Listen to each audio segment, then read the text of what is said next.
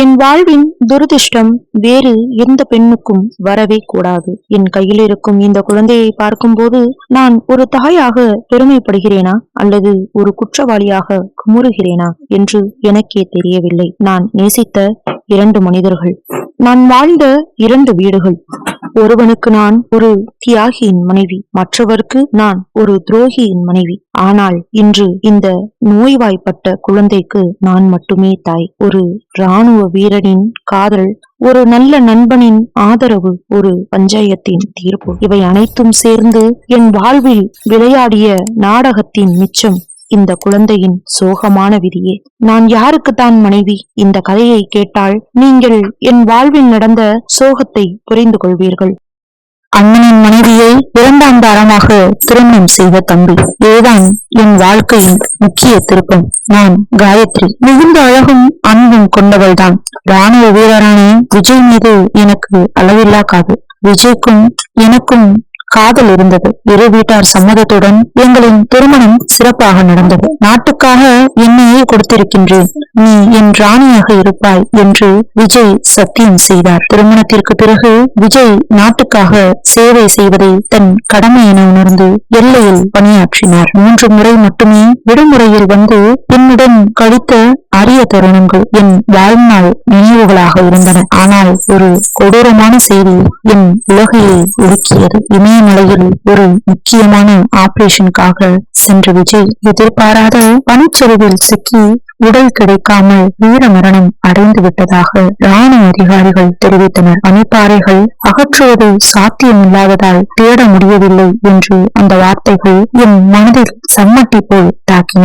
என் காதலுடன் நான் கழித்த சில வருடங்கள் எவ்வளவுதானா என்று கதறி அழுதேன். கணவனை இழந்த எனக்கு என் மாமியார் வீடு ஒரு பாதுகாப்பு கோட்டையாக இருந்தது. உடல்நலம் குன்றியிருந்த என் மாமனாரை பராமரிப்பதும் வீட்டை நிர்வகிப்பதும் மட்டுமே எனக்கு இருந்த ஒரே படிப்பு. ஒரு வெள்ளை சேலைக்குள் என் இளமையும் கனவுகளும் சிறைப்பட்டன. இப்படியாக 5 நீண்ட வருடங்கள் நம்பிக்கையின்றி கடந்து சென்றன. 5 வருடங்களுக்கு பிறகும் விஜயின் நிலை உறுதியாகாததால் என் தாயார் மனம் கலங்கினார். மகளே, நீ உன் வாழ்க்கையை இப்படி வீணாக்குவதை பார்க்க எனக்கு சக்தி இல்லை. உன் அப்பாவிடம் உன்னை சந்தோஷமாக வைத்திருப்பேன் என்று சத்தியம் செய்தேன் என்று சொல்லி கிராம பஞ்சாயத்திடம் அழைத்து சென்றார். கணவன் இறந்தது உறுதி செய்யப்படாவிட்டால் 4 வருடங்கள் காத்திருந்து மறுமணம் செய்யலாம் என்பதே நம் வழக்கம்.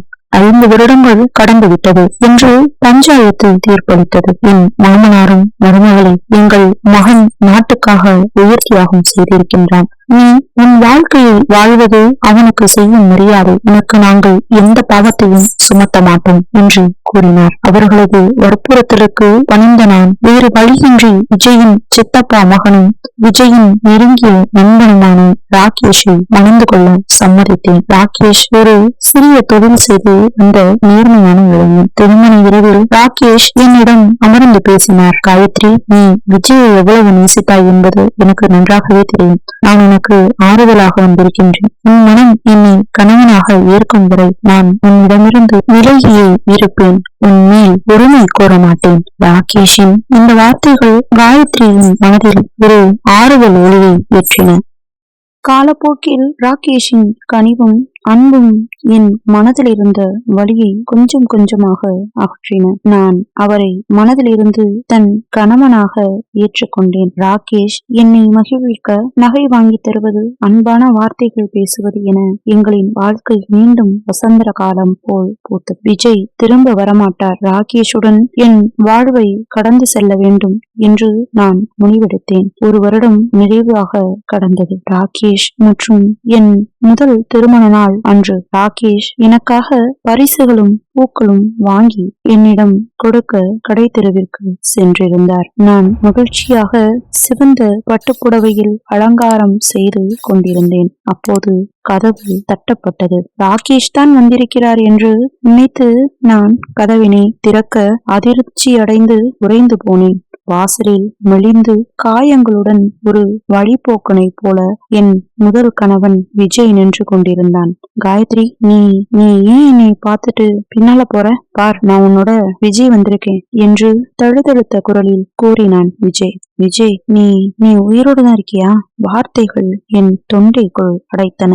தன் கதையை சொன்னான் விஜய். ஒரு விபத்தில் சிக்கினேன். எலும்புகள் முறிந்தன. என்னை ஒரு காட்டு பழங்குடியினர் காப்பாற்றி வைத்திருந்தனர். அவர்களின் மொழி எனக்கு தெரியவில்லை. நான் தப்பித்தால் அவர்கள் இருக்கும் இடத்தை பற்றி சொல்லிவிடுவேனோ என்று என்னை தடுத்து வைத்திருந்தார்கள். பல வருடமாக போராடி இன்னைக்குதான் நான் தப்பித்து வந்தேன். என் வீட்டை கூட பார்க்காமல் நேராக உன்னை பார்க்கத்தான் வந்தேன் என்றான். நான் அவனுக்கு தண்ணீர் கொடுத்து உட்கார வைத்தேன். நான் இப்போது ராகேஷின் மனைவி என்று கூற என்னிடம் துணிவு இல்லை. அந்த சமயத்தில் பூக்களுடன் வீட்டுக்குள் நுழைந்தார் ராகேஷ். விஜயை பார்த்ததும் அவர் கையில் இருந்த பொருட்கள் கீழே சிதறின. விஜயண்ணா என்று ஓடிச் சென்று அணைத்தார். சிறிது நேரம் கழித்துதான் ராகேஷும் அங்கிருந்த மற்றவர்களும் உண்மை நிலையை உணர்ந்தனர். செய்தி கேட்டு ஊர் மக்கள் வீட்டருகே கூடினர். என் அம்மா வந்து கதறி அழுதார். நடந்த அனைத்தையும் விஜயிடம் சொன்னபோது அவரது முகம் கோபத்தால் சிவந்தது. இவள் என் மனைவி. என் ராணுவ பணிக்கு நான் விவாகரத்து கொடுத்துவிட்டு செல்லவில்லை. இவள்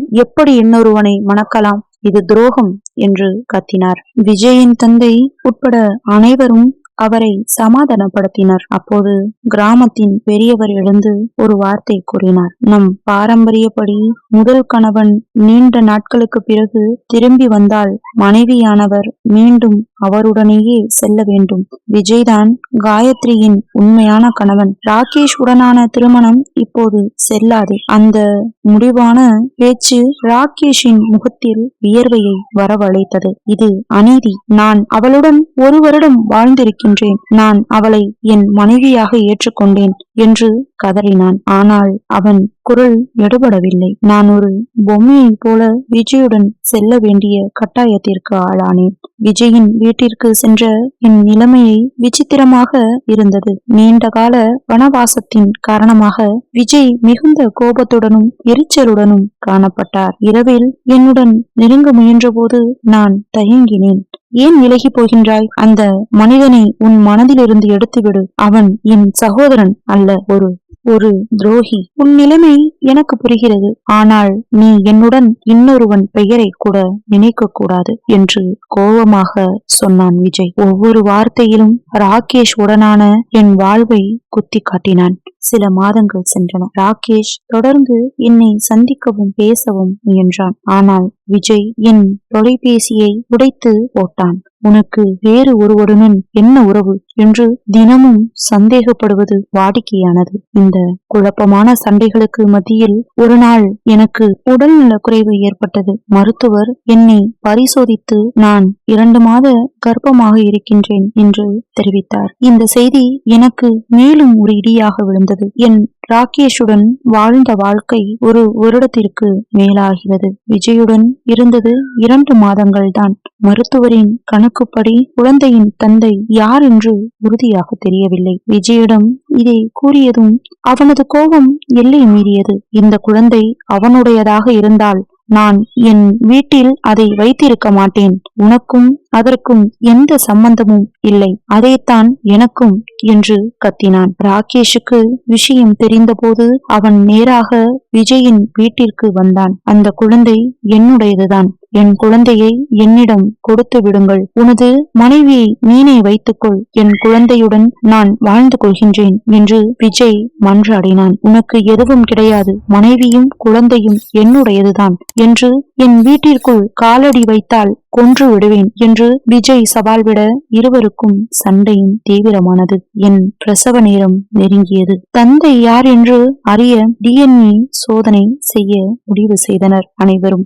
ஆனால் பிரசவத்தின் போது என் உடல்நிலை மிகவும் மோசமடையவே அவசரமாக அறுவை சிகிச்சை செய்தனர். குழந்தை பிறந்தபோது மருத்துவர்கள் அதிர்ந்து போனார்கள். குழந்தைக்கு பிறப்பிலேயே ஒரு பெரிய நோய் இருந்தது. அதன் உடலமைப்பு மிகவும் விசித்திரமாகவும் இருந்தது. இந்த குழந்தை நீண்ட காலம் உயிர் வாழ மாட்டான் என்று மருத்துவர்கள் சோகத்துடன் தெரிவித்தனர். இந்த குழந்தையே அனைவரின் கோபத்திற்கும் பழிக்கும் உள்ளானது. அறிக்கையின்படி குழந்தையின் தந்தை ராகேஷ் என்று தெரிய வந்தது. ஆனால் நோய்வாய்ப்பட்ட குழந்தையை பார்த்ததும் இது எனக்கான தண்டனை இல்லை என்று கூறி அந்த குழந்தையை வைத்துக் கொள்ள மறுத்துவிட்டார். தன் வாழ்நாள் கனவு சிதைந்ததால் ராகேஷ் நிரந்தரமாக அந்த கிராமத்தை விட்டு சென்று விட்டார். விஜய், நீ ராகேஷுடன் இருந்ததால் இந்த குழந்தைக்கு இந்த நிலை.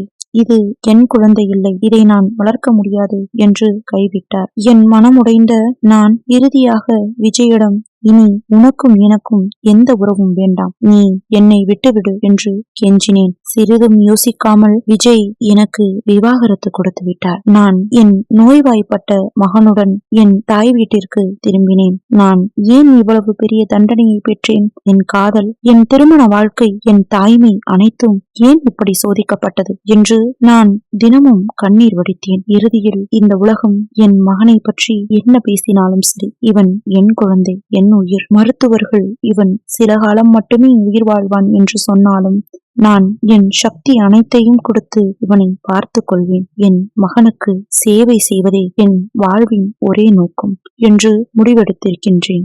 தனிமை சுமையை சுமந்து கொண்டு என் மகனுக்காக நான் என் புதிய வாழ்க்கையை தொடங்குகின்றேன். இதோட இந்த கதை முடியுது. இந்த கதை உங்களுக்கு பிடிச்சிருந்தா நம்ம சேனலை சப்ஸ்கிரைப் பண்ணுங்க. அப்படியே பக்கத்துல இருக்கிற பெல் ஐகானையும் கிளிக் பண்ணுங்க. அப்பதான் நான் சொல்ற கதைகள் உங்களுக்கு உடனுக்குடன் வந்து சேரும். See you the next video. Bye friends.